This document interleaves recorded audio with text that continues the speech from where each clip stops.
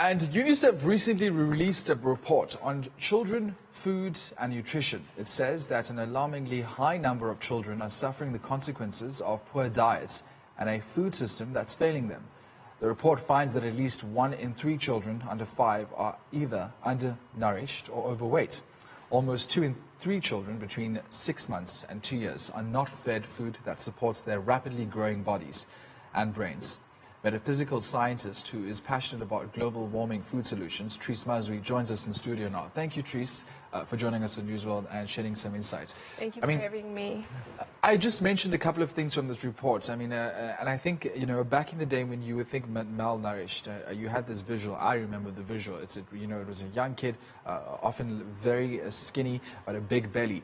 But times have changed, and this report is saying, it says stats about kids being underweight, overweight, and in between, and stunting growth. And it seems that when you think malnourished now, it's not just necessarily a kid who's underweight. I mean, there are various forms of malnutrition. Trice, maybe you can tell us, as someone who's passionate about global warming food solutions and who knows about holistic living and who is a metaphysical scientist, perhaps you could share some insights about what types of malnutrition we currently face right now. Wow, this is a very important topic, isn't it? Yes. Actually, the world Shocking. is malnourished right now. All of us. So am I, so are you. Yes. But it presents itself in obesity lately. So when you struggle with when you're overweight, struggle with weight, that is a sign of being malnourished. But in children, it is mostly visible in terms of growth. Like you were saying, some of them are stunted. They stop growing at a normal rate, and they are either smaller than their age or they're either bigger than their age. The symptom is actually the same, it's just different genetics for different people, and also blood groups, and also what the child eats. So the reason this ties into global warming is because we can't separate them, because food is nature, right? The planet is made out of food. And we can't separate the issue of malnourishment with global warming, because the planet produces food for us. And when the planet doesn't produce food for us, there's food shortages for human beings. But let's look at where that comes from. When we started our first industrial revolution, it was agriculture, right? We suddenly had a lot of food and we needed to take it to different places, and we started our steam engine. And as we grew, put it into flights, and we flied all over the world. But let's look at why it now becomes an issue of malnourishment. It's because we remove it from nature into cans, into bottles, into papers, boxes, into fridges, into cupboards, away from nature. So you would say that globalization has a very much negative impact on the way we consume. Very much so. I would call it industrialization of nature and commercialization of food. So under normal circumstances, trees would be in and around our yards. Like when I was growing up, we would play and then go on a apricot tree, and then go down, play, and go on a fig tree, and go down, play, and go on a peach tree. Would you eat the fruit in between? In between. So there was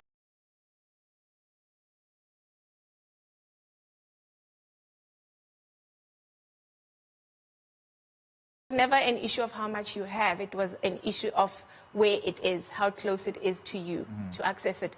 Now, that's not an option for a lot of young people right now, because those fruits have been industrialized. They've been made GMO so that they don't repopulate themselves. So back in the day, a fruit would fall on the soil and then a new tree would come up. So that has been removed so that they can be sold to us. Now, the problem with that... So the GMO is placed in this fruit so that we can't produce our own fruits. It is now a fruit and trees being stunted, that they don't reproduce. So it's money making. It is money making. Okay. And that affects the quality now, because it's no longer about the quality of the fruit. It's about the quality of retail. How long does it stay on the shelf?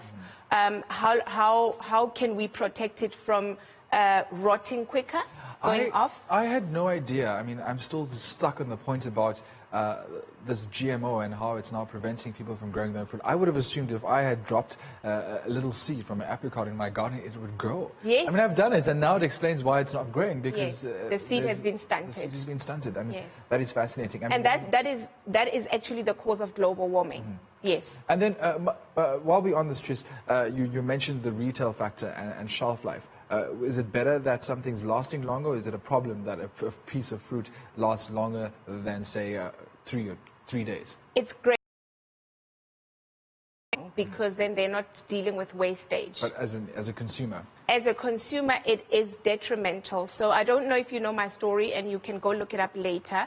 One of my kids was diagnosed with a disease that, when I later on researched, found out that it was based on toxicity. All right, so, and when I started breaking down what was making her body have that much toxin overload, I found out that it was food, baby food. Consuming. Because it stays in the, exactly, it stays in the shelves for months. It is cooked like 3 months ago, and it stays in this bottle. By the time my baby gets to it, it's been cooked for 6 months. And it's interesting how we as individuals view food, and I think that's also where we also need to look at things, because at home you wouldn't think twice about, or rather you would. I mean, I would not eat something that I've kept in my fridge for 2 weeks. No one does. No one does. But then you think about it, you would go to a store and you wouldn't hesitate buying a frozen meal or something in a jar that's probably been sitting there for a year even. And it's Isn't fascinating that crazy? how That is actually what poisons kids. So stabilizers, preservatives, colorants, food flavorants, and hormones, and all those chemicals that are used to keep the food in a preserved state, so that the retailer can recover their investment over a period of time, is great for people who sell food, but it's so bad for us because some of them are preserved in cans. That's aluminium. And that's also dangerous. That's very dangerous. It should never be eaten. And so we now sit with heavy metal content in our bodies. All right, we're joined by metaphysical scientist Trice Mazwi in studio, unpacking a holistic way of eating. I mean, this UNICEF report has identified how a majority of kids in the world are suffering from malnutrition. Malnutrition is not just when you think a child that is underweight. It could be a child suffering from obesity. It could be a child who has stunted growth and all of this. And we're looking at reasons to why this could be. So you'd obviously say, I mean, you big corporates, big companies, I mean, you think they're contributing to the food system. They're actually not. They're failing the food system. And this is why kids have this situation. And we were talking about preservatives and shelf life. But it has a lot to do with our lifestyle these days. You mentioned globalization. You mentioned the Industrial Revolution. I mean, we're moving into cities. Fast food is convenient. We're living high-paced lives. Moms, women are very much in this day and age, still in 2019, responsible for households, responsible for the meals in the house. And they have to choose between, do I give my child a healthy meal or do I make a living? Where do you find the balance? You can find the balance. And me as a mom, I had to choose, like other moms as well, between staying at home and looking after my kids and pursuing my life purpose, my goals and my dreams.